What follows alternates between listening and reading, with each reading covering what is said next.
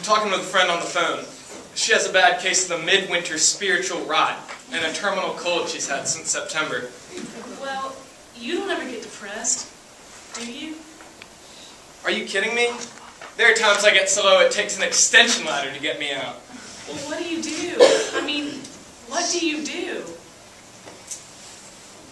No one ever pinned me down quite like that before.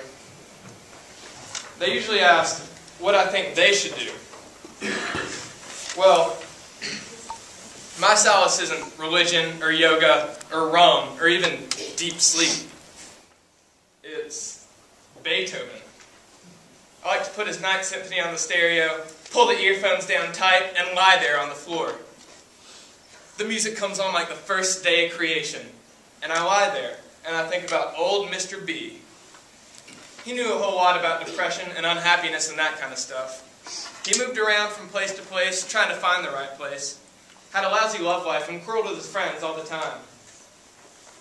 Mr. B wanted to be a virtuoso pianist, and he wanted to sing well too.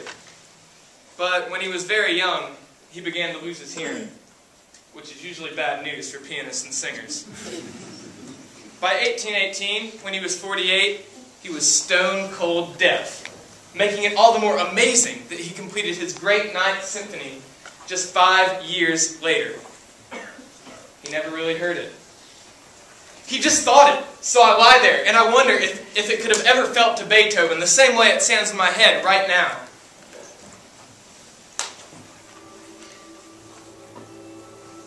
The crescendo rises. My sternum starts to vibrate, and by the time the final kettle drum drowns out all those big chords, I'm on my feet, singing along in gibberish German, and jumping up and down during the final moments of the coming of the end of the world, and God and all His angels. Alleluia, alleluia, boom, kaboom, bang, Lord, uplifted, exalted, excited, and affirmed. Man alive!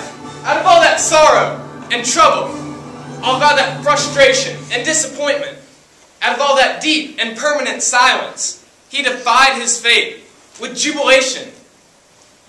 And I'm not just going to sit around wringing my hands in my winter ash heap in the face of that music.